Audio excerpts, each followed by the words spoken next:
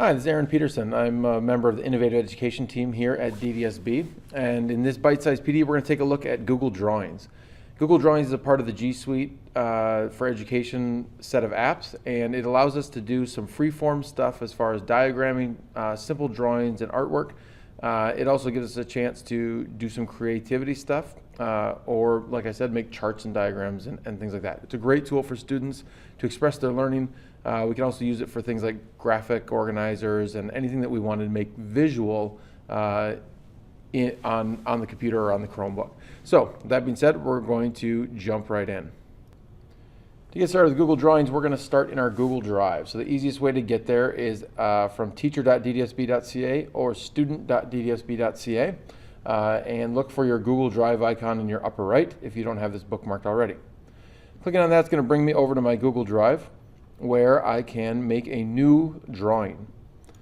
So I click on New, and this Google Drawing stuff is hiding under the More tab. So sliding down to More, it's going to load another set of tools down here, and I can pick Google Drawings, should be the second one in the list. Starting that's going to give me a new untitled document. So just like the rest of G Suite, if I want to save and title this, I'm going to click at the top to change my title of the file.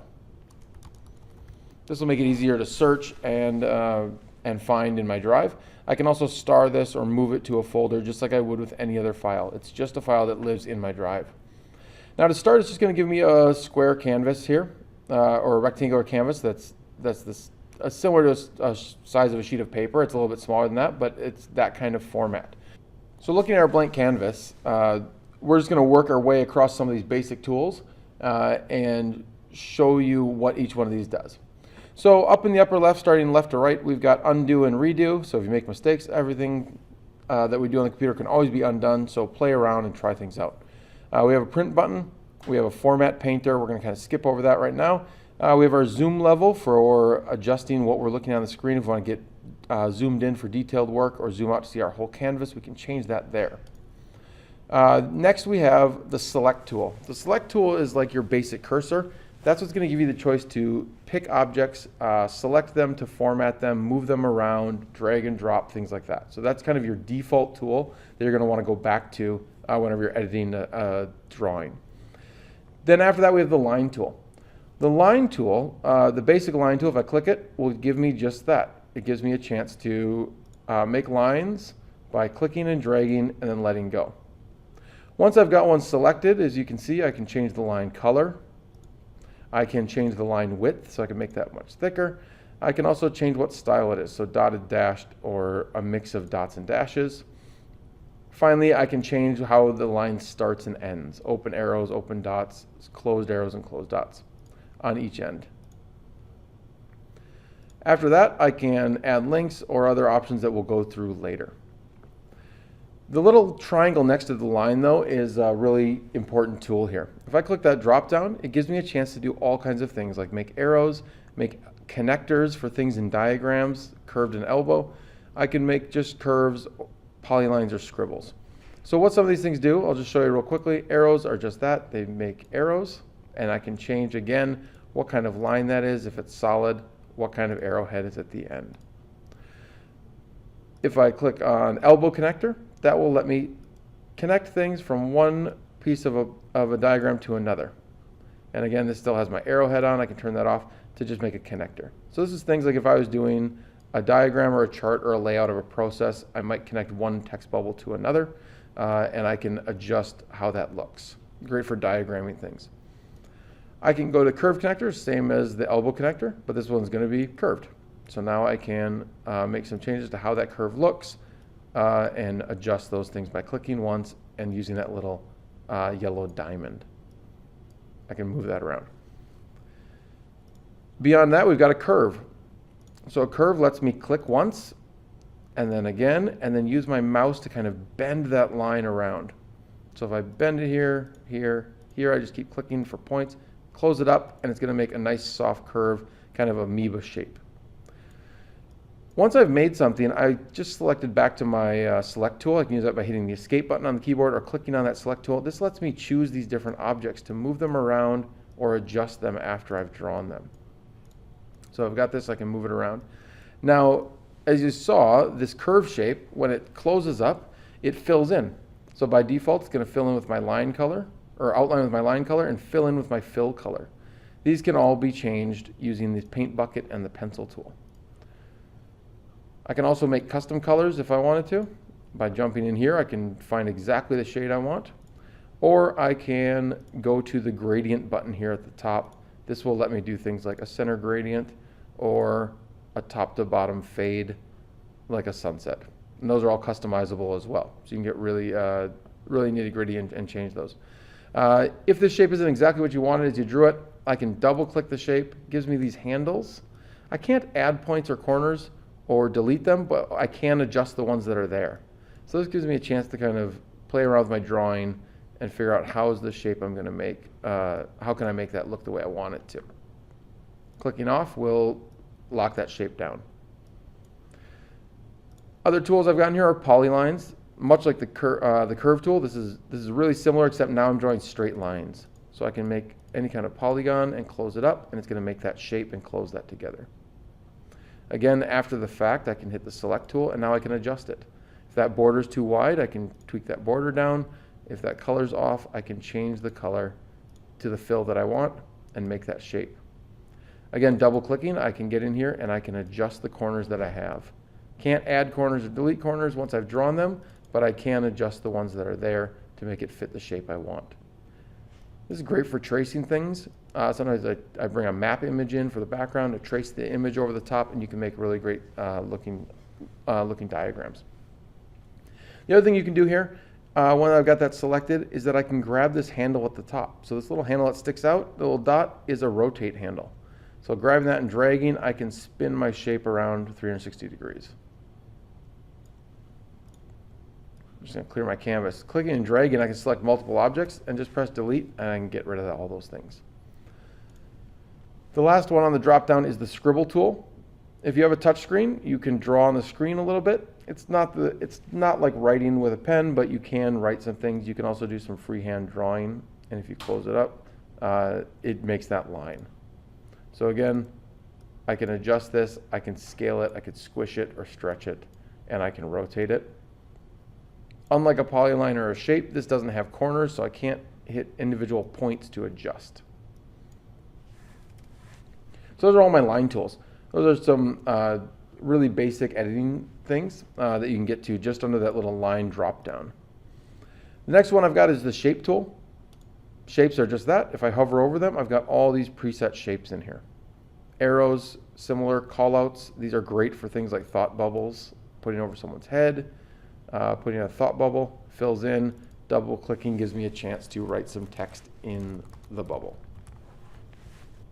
We also have equation symbols if you wanted to do some of that for math. So those are all your shapes in there. You can see there's a lot of them, so look through those and dig into what you need. Over here we have a text box. So just like that, you can drag and put your text box in.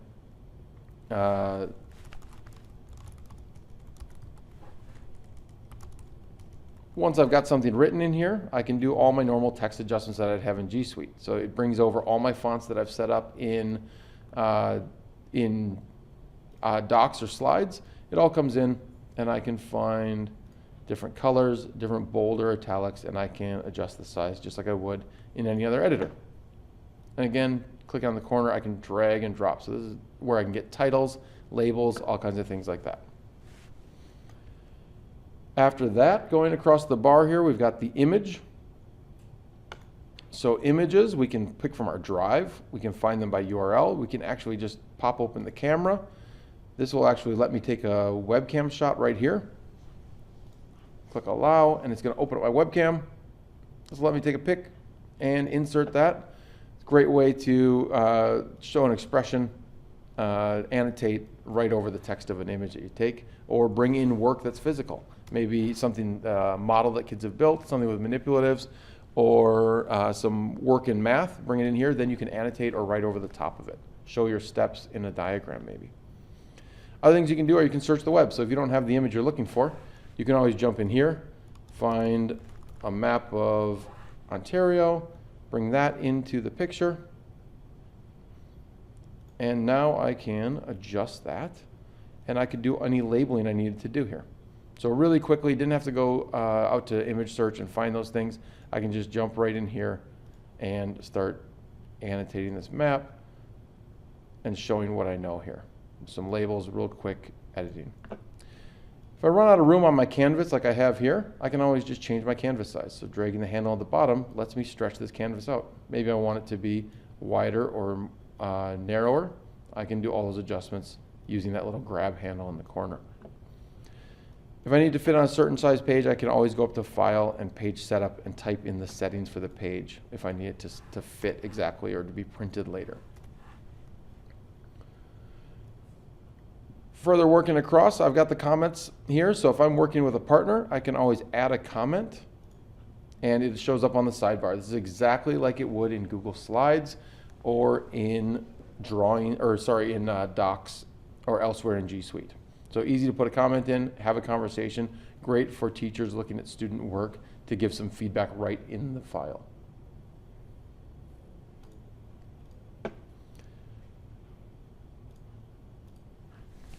All right, so I've put a few more objects on here, and I'm going to show you a few more advanced editing tools beyond just those basics of drawing and inserting pictures. Once I've got something on the screen, I might have a picture like this, but I want to tweak it a little bit. I can actually go to this once I've got this selected, I can go over to this Format Options button on an image or an object. And this is going to give me this sidebar over here. You might recognize this from working in Slides or elsewhere in G Suite. It's exactly the same. I can declare exactly the size or position I want. I can also do some cool recolor effects. So if I wanted this to actually fit in with a different theme, I could change the color of the flag. So it's going to look for some colors and tweak those colors you've got in there. I'm going to go back to no recolor, pull that back to red like it should be. I can also do some adjustments as far as brightness and transparency if we need it to overlay or be in front of or behind some text or other objects. I can add a drop shadow and adjust that drop shadow underneath. I can also add a reflection.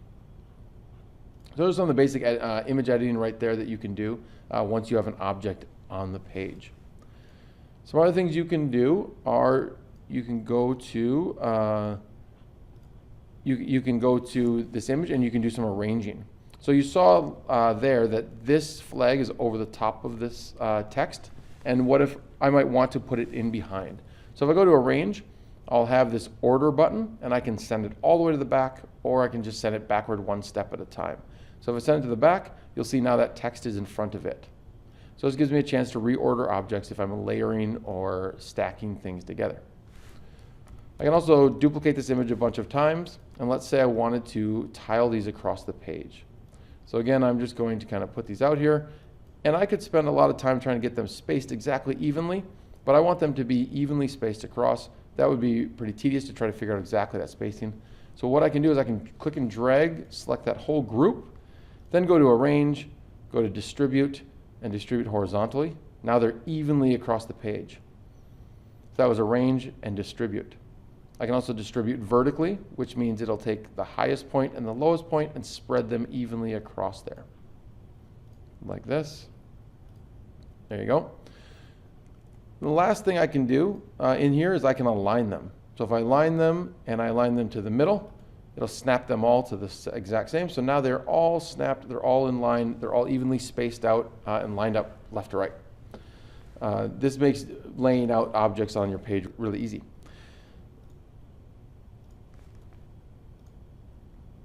And in here you can also flip objects. So if this was the wrong direction, I can also just go to Arrange and I can go to Rotate and Flip, and it'll flip mirror images. So you can tweak images, mirror images back and forth.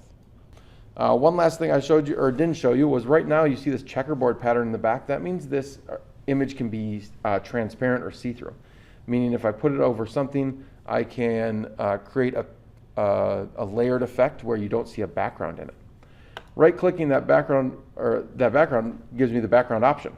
And in here, I can pick a gradient or a solid color,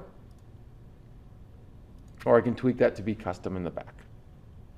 Once you're all done with your image and you want to do something with it, you're going to need to download that image. So there's a few things you can do with this. File and download as gives you a chance to pull it down as a PDF, a JPEG, a PNG, or a SVG. Usually you're going to be using a JPEG or a PNG image. If you do a PNG image, it will preserve the transparency. So if you have see-through things, it can be tiled over things and keep that background transparent. If you do a JPEG, it's going to lay it over a white background if you don't have a background selected. So it's going to fill in all that clear space here with white. Just be aware of that as you go. So now that we've taken a look at what you can, or how to use drawings, let's kind of think about what we can do with them. Once you've got a drawing made, you can insert them into a document. So if I have a blank doc here, I can go to my insert button and find drawing. Now I can build one that lives right inside the document. So once I know these tools, I can actually put a diagram right in, or I can do an insertion from where I've got it in my drive. So if I go to here, find that drawing that I was working on, and insert it from that link, that drawing is now going to live here.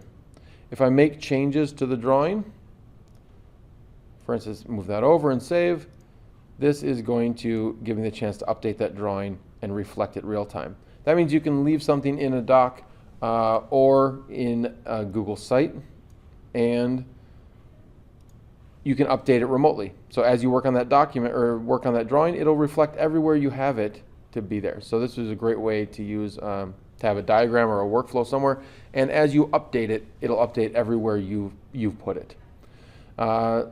Some other ideas you can use this for are things like graphic organizers online. So you can add this to Google Classroom. You can make a copy for everyone. It's actually one of the file types you can insert into an assignment in Classroom. So here's an example of a Frayer model. Here's an example of a KWL chart, and they've put the text boxes in so students can write right in here and start typing their responses here.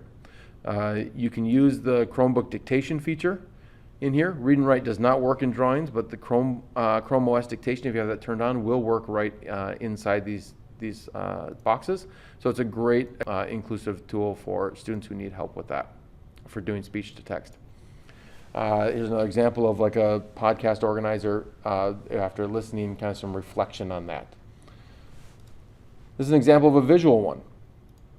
This person has added links into these polygons. So they took a drawing or an image, they put that in the background, then they traced around the head of each of the Mount Rushmore presidents, added a link to learn more. So clicking on that will open up this little video about George Washington.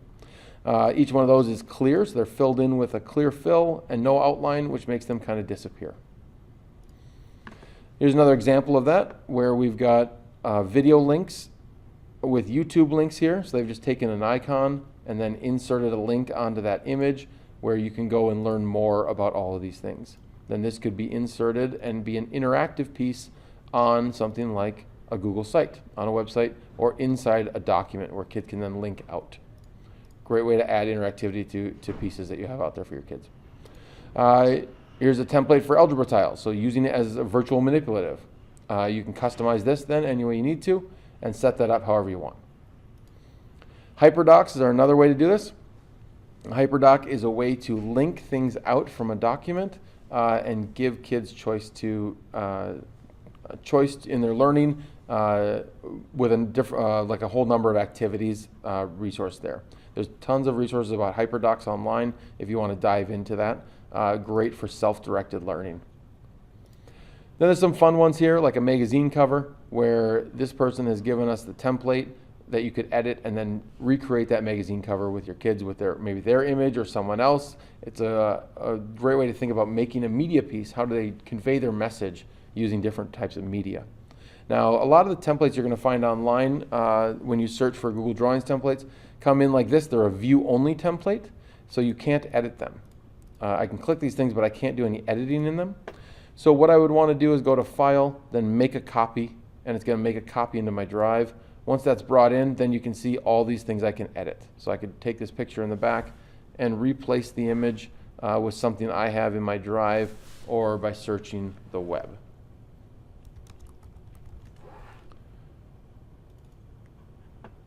I could put that image in the background.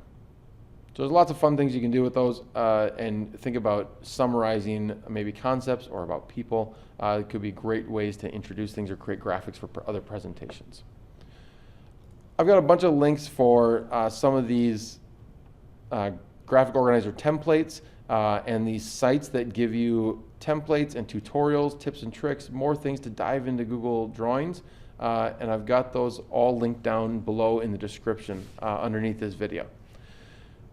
So, in a nutshell, Google Drawings is that canvas. It's that place where you can make drawings, you can make diagrams, you can do labeling, you can annotate images very quickly, and then you can go further by making them interactive, either by using the drawing as a manipulative and something to move around, or by linking to other things, linking to files, videos, websites, and other resources from that image. They're embeddable and downloadable. You can export them in different formats. You can use them all over in different settings, maybe in a video or a slideshow, a doc, or on a website. I hope you can find a use for Google Drawings in your classroom and with your kids. Hopefully this Bite-Sized PD helps you get started. If you have any questions, of course, you can contact us at Innovative Education in the DDSB. We're always happy to help our teachers and our students find these ways to use innovative technology in your classroom. Thanks for joining us for this Bite-Sized PD. You can find lots of other topics in the Bite-Sized PD playlist. We have over 20 different topics, all ranging from 15 to 20 minutes long to jump in and get what you need on your schedule. All right, thanks. We'll see you next time.